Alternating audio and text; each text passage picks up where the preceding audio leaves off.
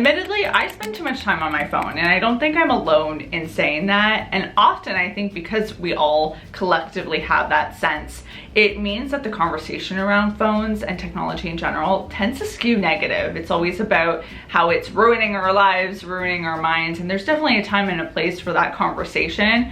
But I don't have any plans, I don't know about you, of getting rid of my phone anytime soon. It's a pretty essential tool in my life and in my work life. So instead of looking at this as like this negative thing all the time, I have tried to make my phone a place that makes me feel good to exist within, a place where I can experiment, have fun, better my life sometimes too, a tool that can really aid in that. So for today's What's on My iPhone video, in addition to sharing some of my favorite apps and my favorite iPhone tips and tricks for productivity, I also want to talk about those boundaries I have in place to help healthify my relationship with my phone and hopefully inspire a healthier relationship with yours. Before we can get into what's in my phone, we gotta talk about what the phone is. So this is the iPhone 15 Pro. I had this beautiful navy case on it that used to look glorious and beautiful, but now is dirty. I've tried cleaning it and just not having it. So I do need to replace the case at some point. I also have a pop socket on it that is MagSafe attached. Absolutely love this because it means I can remove this pop socket whenever I want. I'm not a huge fan of the look of a pop socket,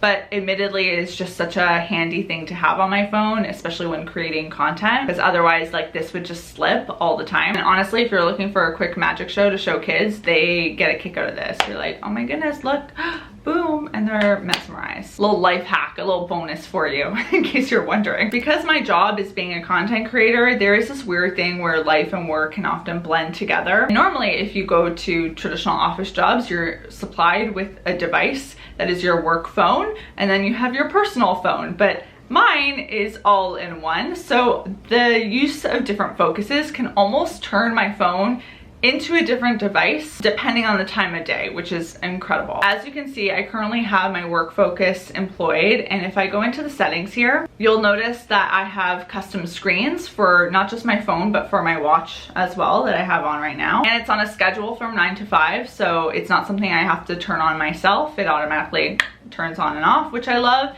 And I also have a filter, a focus filter, where it turns my phone on silent mode so that I'm not getting just constantly distracted by notifications. Now, something different about my first page on my work focus mode that is probably unusual for a work focus is you'll see social media is all over here. You know, I've got the Facebook, the Instagrams, the TikTok, the Pinterest, but because it is related to my job, I'm constantly going into these apps throughout the day to schedule things, to post things, to reply to comments. So I do need to have access to them. And it's actually the only time that I really have these front and center on my home screen. When I'm off work, they're a little bit more buried, so I have to intentionally find them, because it's when I'm not working where I really want to be conscious about how much time I'm spending on these platforms. The sun really disappeared on us, but I also have a widget at the top left that is showing some of my calendar events. I use a lot of digital planning tools, but Google Calendar really is the foundation to all of them, so I love having that front and center. To the right of that, I have the weather widget, but I specifically have the sunset and sunrise time displayed there. That time is actually really important to know as a creator, because then I know how much sunlight I have to work with, or when the best quality of sunlight is going to be. Like during the winter, that sunset time could be potentially in the 5 p.m. range, which means my shooting window, if I'm using natural light, which 99% of the time I am doing, is so much smaller than it is during the summer. So I like to have that because it's especially helpful as seasons transition and the sunset time like either extends or shortens for me to know you know, what my shooting window is. Obviously, I mentioned how all those socials are on this page. I've got Notion, my YouTube Studio, X. I also have a widget for quick notes, so I can quickly go into my notes app and just add a quick little note. Pretty self-explanatory, but I really love notes. It's like the digital equivalent of carrying around a pen and paper everywhere. Sometimes you just need a spot to write down gibberish for you to figure out at a later date. Now, you may have noticed that all of my apps look a little different. They're not the traditional app icons you're used to seeing. That's because I did customize them, and I did this by buying a kit off of Etsy. It's actually a book lovers kit. I'll include a link in the description box below. I think it was $10 Canadian, $9.99 Canadian. There were so many icons that came in this set. I didn't even get to using half of them. I'll show you how exactly I did this in a couple minutes, but I think using custom iOS icons, beyond just adding this like aesthetic custom feel to your phone, which in and of itself may be of value to you, but I also feel like the icons I chose are a lot more muted than the ones that were there previously. So I like the fact that it kind of just takes out some of the bright dramatic coloring that I'm used to seeing on my phone. And also you'll notice I don't have any like red bubbles on any of these icons, because all of these apps are actually shortcuts to my actual app. You really notice it in the bottom section where I have my mail app and my text messages app. I don't have any bubbles telling me that I have alerts for these things, which is kind of nice because then there's less opportunity for distraction, because those red bubbles are so captivating and you want to address them right away. Or sometimes when it comes to like my inbox, seeing 1,000 unread messages, which I don't even want to talk about why my inbox has that many unread messages, but seeing like a big number of unread messages can spark some anxiety, and now I don't have to see that. Now, whether you buy an Etsy pack or you want to use your own photos, or you want to go on Canva and just download a free pack of iOS icons for yourself, let me just quickly show you how you would do that, how you would go about customizing your icons. So for example, here I have the Google Maps and Instacart app. I'm gonna switch both of these over to match the rest of my icons. Doing that using the shortcuts app, I'm gonna start by adding a new shortcut. So the action that I wanna do is open app. We're gonna click that one, and then I need to choose the app I want it to open. Google Maps. And from here, the shortcut is pretty much complete, but to add it to my home screen and do the custom icon work, I first go to the share button at the bottom, add to home screen. I'm gonna change the name to Google Maps. And then as you can see here, I can either create my own app icon and color that is like already in the iOS shortcuts software, or I can click this gray photo, go to choose photo, and from there I can choose from those iOS icons I downloaded from that Etsy purchase. This is the one that I want for the maps, and that is ready to go. I'm gonna remove my Google Maps from home screen. I'm not gonna delete the app, I'm just removing it from the home screen, because if you delete the app, then that shortcut won't lead to anywhere.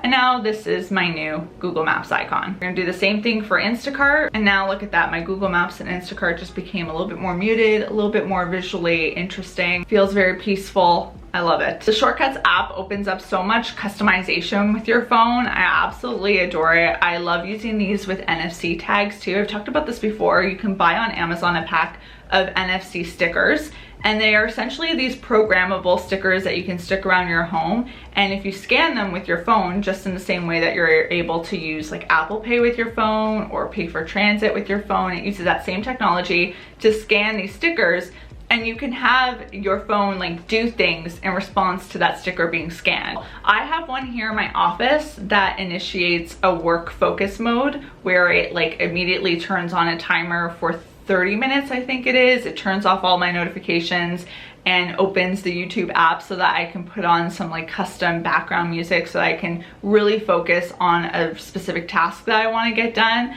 I have one by my coffee machine that I scan to log my coffee intake into my health app. So it's just a really fun extra little thing that you can use along with your phone to add some productivity and smart tech into your life in a little bit of a creative way. Now you may see this little gray button or gray icon on my phone. This is another shortcut I really love using.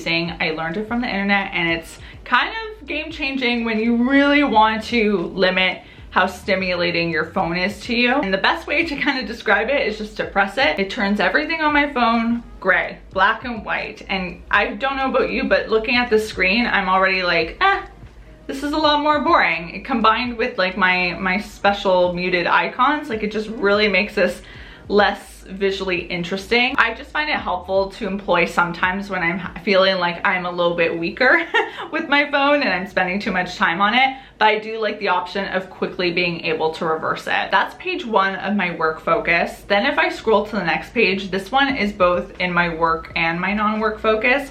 I have my co-star reading at the top. By far, this is one of my favorite daily message apps because it will just constantly give you the most out-of-the-box messages every day. Sometimes I'm like, where is this coming from? Who comes up with these? But I love it. I feel like whoever has that job has a sweet gig. The next widget I have is a news widget. And normally if I'm talking about having a healthy phone relationship, I would suggest no news, because usually what's on the news is not going to make you feel very good. But I have it specifically set to business news, and that I find actually really informative and interesting, and it doesn't like get into my head in the same way that just like regular news tends to. So I feel perfectly great with that, and it keeps me informed. I love like investing, so I like keeping up to date with certain companies too and what's going on in the stock market.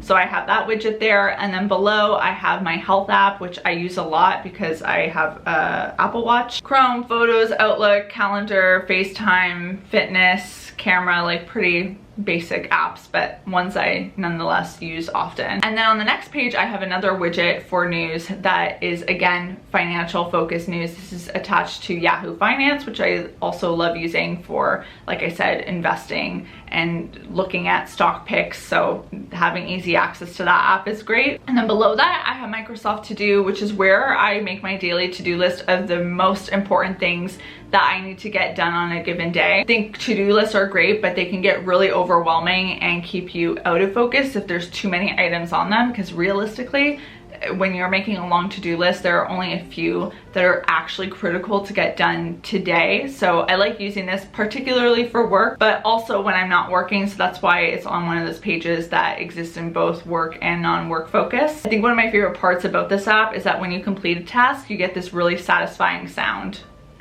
It's like a little reward for a job well done. And that's all I really have on my home pages. It looks kind of bare and boring because these are the apps that I need to have easy access to, but otherwise I'm more than happy to use the search feature. But there is some differences between this focus and my non-work focus. Let's switch over. Here we go into off work mode. Just even the visual of my background has changed. Actually, my homepage also changes, or my lock screen. This is what my lock screen looks like. A little bit more fun, you know, for off hours. Gotta keep it interesting. Here you'll notice that my page 2 from my work focus is now my page 1 because I don't want all those apps to be easily accessible. The second page though is unique to my off work focus, which is I have my little weather widget at the top that gives me a detailed look at the weather. I also have an insight timer widget on the left there that's just giving me some like motivational words every single day. Again, like I feel like this is one of those things that seems like silly to add on here, but isn't that more pleasing to look at than, you know, even like a news widget? Like it's something a little cozier. I've got some not fun folders here for smart home things.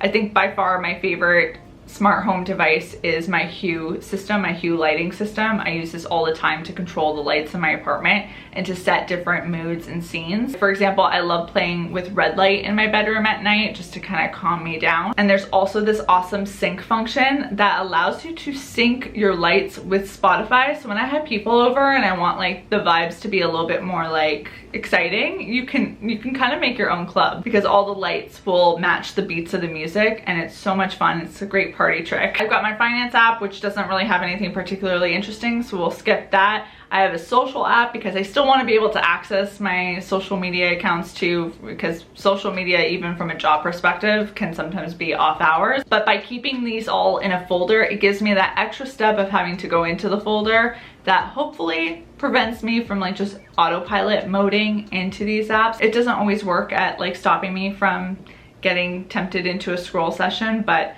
you know, we're trying. I love though this bottom section. We're starting off with the journal app. This is a newish app that came to Apple in the last year, and I love using this to kind of add context to my camera roll, because if you add an entry, it'll actually pull photos from your camera roll and group them together in moments that they think are significant to you, and you can write about them and add notes and voice notes and just add more stuff to it. Recently went on a trip to Montreal. I actually posted a whole vlog about it on the channel, and one of the evenings I got a great sunset, so it pulled together some of that footage and I can easily just rewatch it. And I could even add some more notes about specific places that we ate at or stopped at. I use pen and paper to still traditionally journal daily, so I don't do a lot of thought keeping in here as much these days, but I do like this, like I said, for adding context to my camera roll. Waterlog is a water tracking app. Admittedly, it's free, but there's a lot of like pop-up ads, so sometimes a bit of an annoying one to use, but like I said, it's free, so you kind of take it. It's really easy to add water whenever I drink, so that kind of helps keep me on track. I'm not like as consistent with it as I used to be, but need to get back into it because I'm not drinking enough water. Bottom 3 apps here are all reading focused, which the book lover in me loves. We've got Goodreads, where usually I am keeping track of my reading progress throughout the year. I haven't really been doing that in 2024, but I always love going on Goodreads to read reviews of books and to kind of get an idea of whether a book is something I'd be interested in, or just even seeing what people thought of a book I just recently read. I prefer to read off of e-readers, but I love having the apps on my phone because if I'm stuck in line somewhere, I'd much rather read a couple pages of my book than scroll on social, and it tends to make the time pass a little bit faster. Also more convenient of a task to do when you're in public, because whenever I'm in public, I get annoyed that I can't hear or I can't like blast the audios of TikToks or Instagram reels or stuff. So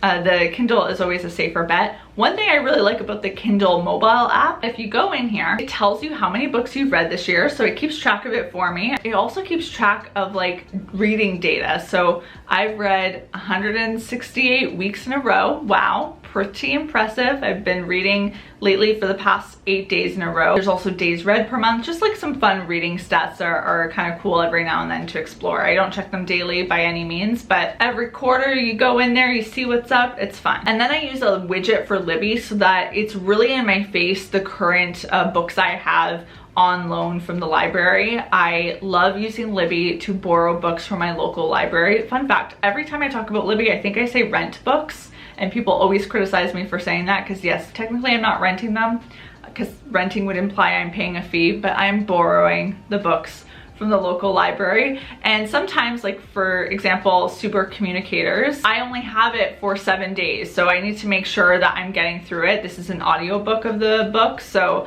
having it front and center on my widget really reminds me, oh yeah, I need to tackle this book. Often I will send the books that I borrow on Libby to my Kobo to do the actual reading, but I also borrow a lot of audiobooks from Libby, and that's great for when I'm walking around with my phone with headphones to just like make the time a little bit more enjoyable. Definitely a very well used app on my phone, one of the most used apps on my phone. It's so good. If you haven't explored Libby yet, get a local library card, connect it with Libby, and I think your reading life will change, not to be dramatic. Although that's it for the apps on my homepage, there are other apps I love using outside of that. I'm a big fan of meditating. 2024 has been the year where it's really become an unskippable part of my daily routine. And although I've been dabbling into unguided meditations recently, I, at the end of the day, love a good guided meditation. And there are 3 apps I tend to go to for those. One of which is Insight Timer. On Insight Timer, you can do unguided work and just have these bells go off as timers. I've talked about her before, but I love Sarah Blondin on here. She's actually from British Columbia, Canada. Look at that. And she's got some beautiful guided meditations that are a little bit more poetic than other meditations. Like her words are just so beautiful, and I've had many times where I've listened to them and I just cried because it just feels really comforting, and she just has a way of describing things that is really soul impactful apparently. So I highly recommend checking her out, but there's a lot of great people on Insight Timer. Another meditation app I love is Calm for their daily Calm. I haven't been doing the daily Calm recently because I've been doing other meditations, but this is a really great 10-minute meditation to do at the start of your day. It has a good mix of guided and unguidedness within that 10 minutes. Tamara like will introduce you, then there's a part where you kind of take over yourself, and then towards the end she has these really beautiful words about the topic of the day. And there's lots of other meditations within Calm, but I think the daily Calm is the thing that brings me back to this app and has me paying for that subscription.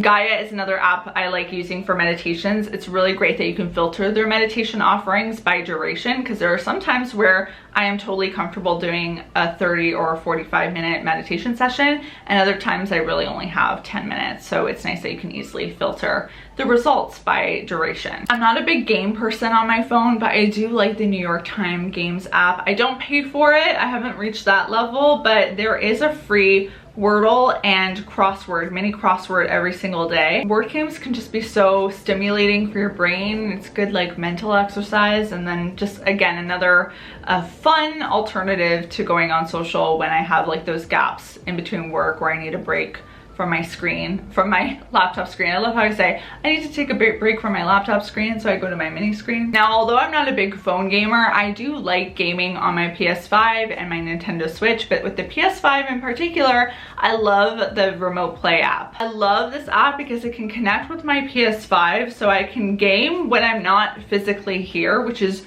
so convenient because I have really loved using games as a way of just like disconnecting. Now technically you can play this just on your phone, but I actually bought the adapter that you can add to it that turns your phone into a controller. It is way more enjoyable to play games on there with that than just using your fingers, but it is possible. You just have to make sure that your PS5 stays on sleep mode when you leave and it's not completely turned off. Everyone and anyone knows about ChatGPT. I love having the app directly on my phone to make it easy to search things up. It just really opens up the door for like the kinds of things that you can search for. So for example, like when I'm opening my fridge and I only have 2 ingredients in it, I can say, hey, like what can I make with these 2 or 3 ingredients? And it'll give me different ideas of recipes. So like, what can I make with eggs and yellow pepper? I always feel like when it comes to ChatGPT, it gets better when you get better at asking it questions. So yeah, like just asking for one recipe, I got a pretty basic response of scrambled eggs. But if you ask for some unique ideas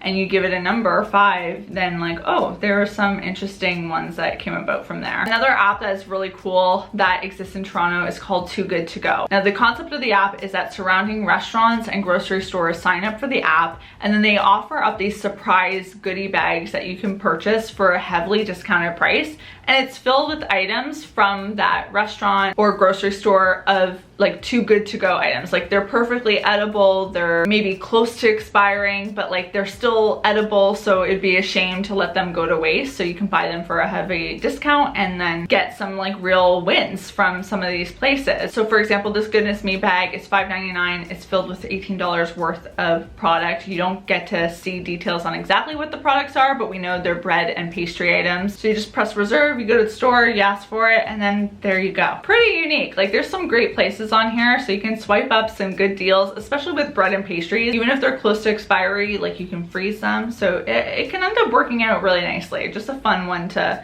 play around with. Another app I really love that kind of gets into money saving is called Checkout 51. Every week they load new offers for different products. So for example, Sharpie markers and pens, I can get $2 cash back on, or $1 cash back on batteries, AA batteries from Energizer. Hawaiian Tropic sunscreens, we've got base cell margin, Robin Hood pizza flour. So many everyday items are on this app. It's not just obscure items, which is I think what you would normally think of for an app like this, but you add the offer that you want to your account, and then when you have your receipt, you just take a photo of it in the app and they add that cash back to your account, and once you hit a certain amount, they send you the money, which is pretty cool. Like for some things it really makes a difference, like $10 cash back on Crest white strips. Like why wouldn't you take that? $10 is a latte, or $3 back on diapers. Like there's just so many things where you're like, like these little dollars add up, and sometimes they're not little. Like $10, like I said, is a latte these days. I've been using that one though for years. It's not like making me tons of money every year, but it's a little treat here and there, right? Another feature I love using on my phone is Siri for setting reminders. I'm always asking her to remind me of meetings I have coming up, or to do like even just the most basic tasks around my apartment so that I don't forget them. Just in general, minimizing the amount of notifications I get on my phone is huge. I don't get any social media notifications. When I'm not on do not disturb mode, I get notifications for text messages, but I just really try and minimize the amount of like push notifications I'm getting, and I think just alone cutting out the social media one creates a lot of peace in my brain. That is your sneak peek into my iPhone and how I help make it a little bit more of a peaceful, useful tool in my life. I'm so curious to know what is the most valuable app on your phone that's non-social media related. Not that I need to spend more time on my phone, but I know that there are tons of amazing apps out there, more than I can ever get to. So hearing some of your favorites would be great to experiment with for myself, and maybe even the people that are reading through the comments as they're navigating this video. Whenever I get to talk tech, it's a fun time. It's a huge area of interest for me. I think, yes, there are a lot of negatives to it, but there are so many amazing aspects to it. And the fact that we get to carry around these super powerful computers in the palm of our hands in 2024 is mesmerizing. Like, people 100 years ago would not understand this concept at all. Like, the amount of access we have through this to information, to tools, to connecting. It's really like just a mesmerizing invention. So glad we got to focus on it today. I'll see you soon with a new one, and until then, toodles, guys. So don't you tell me I am selfish just because I look out for myself. I've been happy, working hard, so I won't have to cry when I'm older. I could have done this or that. I remember when I used to. Don't do it 'cause it does